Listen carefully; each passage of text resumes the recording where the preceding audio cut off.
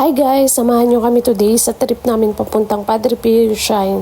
First time din namin pumunta kaya i-share ko rin sa inyo kung paano pumunta dito lalo na mga commuters. From Robinson pala guys, meron na mga van doon papunta ng Santo Tomas sana. Kaso that time walang bumiyahe kaya sumakay kami ng van papuntang Turbina. So sa Turbina bumaba kami, sumakay ulit kami ng jeep papuntang Santo Tomas. Pero yung sinakyan namin GPA San Pablo, tapos sinabi lang namin sa driver na ibaba kami pasakayan papuntang Padre Pio Church. So binaba kami ng driver sa babaan guys.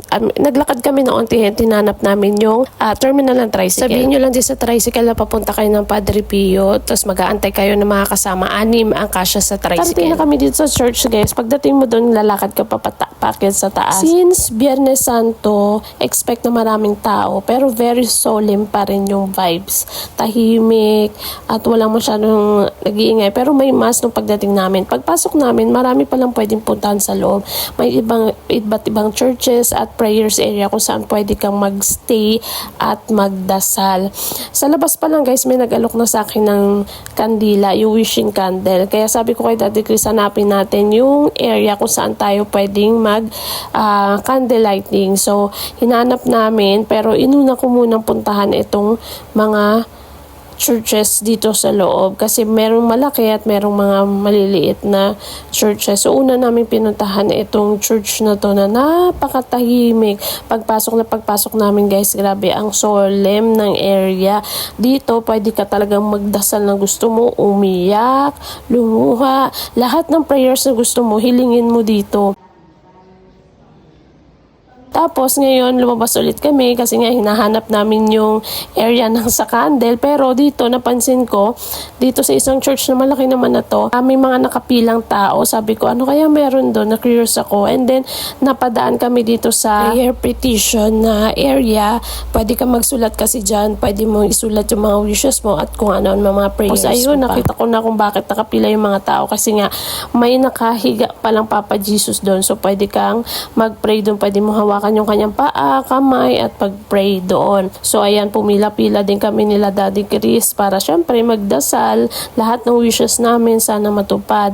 So ayan, nakuhaanan ko rin sila ni Daddy Chris na nagsusulat din ng kanilang wishes and ilalagay mo yan dyan sa sobre, papasok mo dyan sa loob ng box nila. So ayan, habang naglalakad, hinahanap pa rin namin kung saan yung area ng candle kasi wala akong makitang uso. So paglakad-lakad namin guys, nakita ko itong Holy Water Sanctuary nila pala sila dito. Kaya pumasok na kami dyan at tinignan ko ano meron sa loob. Pagpasok namin dyan guys, una ko napansin ang lamig ng area.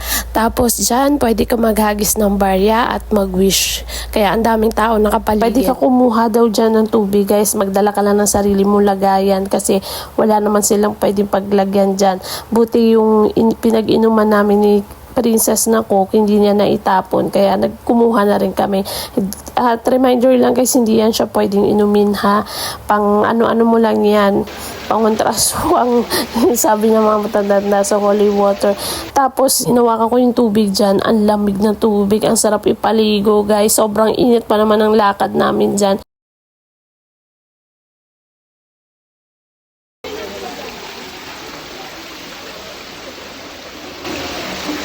Happy lang. Paglabas mo doon sa area ng may holy water, eto nakita ko na nga yung hinahanap ko. Eto dito kasi pwede mag-light ng candle. Pero ang masama niyan guys, hindi pala pwede yung hawak namin candle, yung mahaba. Dapat maliliit lang daw ang pwede dyan. So meron palang area talaga kung saan mo pwedeng i-light yung mahabang candle na binili namin sa labas. So wishing candle ang tawag yun, maraming kulay. Pero sabi ko nga, sige doon na lang natin siya isindihan. So this time, hinahanap na naman namin yung museum kasi nakita ko sa TikTok din na may museum siya. So dito, ayan, umikot-ikot lang kami hanggang sa napansin namin tong room na to. Kaya pinasok na namin. Pagpasok niyan, yan yung mabubungad sa'yo guys. Yung kanyang mga replika o yung mga, yan, mga kung ano-ano dyan sa loob na ginamit niya. Lahat ng may prayer petitions guys, sinusulatan namin. Kasi nga, hindi natin alam kung alin dun, di ba? Ang suswertehin tayong matupad. So ayan, nag-ikot-ikot lang din ako dyan. Inikot ko lang din yung camera, yung cellphone ko dyan para makita natin or makipakita ko sa inyo yung area. And ito, dito ako nahook kasi itong damit na doon na to, ito yung ginagamit niya pag nagmamas siya. And madalas yan din yung, dyan niya rin pinupunas yung kamay niya. Tapos ito, pumila din ako dyan para mag-pray kasi open yun, paa niya, pwede mong hawakan.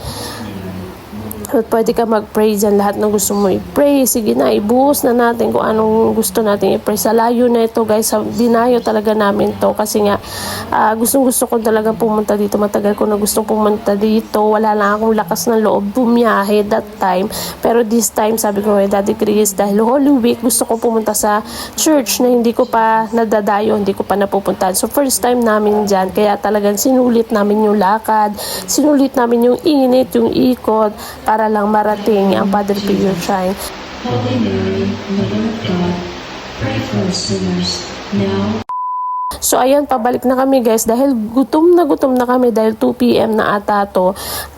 Sumakay kami ng tricycle papunta ng Walter kasi doon na lang kami maghahanap ng makakainan dahil nga ang makakainan doon sa loob ng church. So dito na kami sa Walter at nalaman namin na ang Walter ay sarado nga pala dahil overall, sobrang worth it yung experience namin dito sa Padre Pio Shrine, guys, ngayong Biyernes Santo. If balak nyo pumunta, sana makatulong itong mini guide namin. See you sa next vlog. Bye!